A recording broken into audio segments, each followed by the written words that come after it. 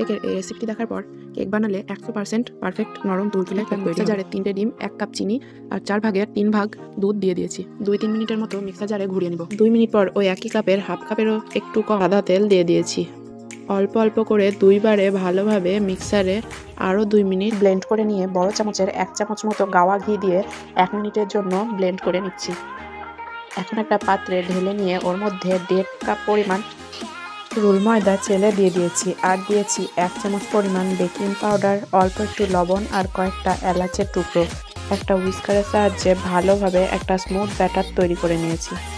আমি এটা 1 মিনিট সময় নিয়ে করে নিয়েছি। কেক বসানোর পাত্রটাতে আগে থেকে ঘি মাখিয়ে ওর মধ্যে একটা পেপার বিছিয়ে তার উপরে ঘি দিয়ে পুরো ব্যাটারটা ঢেলে কয়েকটা কিশমিশের টুকরো দিয়ে যে পাত্রে কেকটা বেক করবো সেই পাত্রটা প্রায় 20 মিনিটের জন্য প্রিহিট করে নিয়ে ওর মধ্যে কেক মোল্ডটা দিয়ে প্রায় 40 থেকে 45 মিনিটের জন্য লো ফ্লেমে বেক করে নিয়েছি। দেখে নিশ্চয়ই বুঝতে পারছেন কেকটা কতটা পারফেক্ট তৈরি হয়ে গেছে। এখন আমি এটা হাতের সাহায্যে আপনাদেরকে দেখিয়ে দিচ্ছি। আজকে আমার এই রেসিপিটি ভালো লাগলে অবশ্যই কমেন্ট করে জানাবেন আর চ্যানেলে নতুন হয়ে থাকলে চ্যানেলটিকে সাবস্ক্রাইব করে দেবেন। সুস্থ থাকবেন, ভালো থাকবেন, ধন্যবাদ।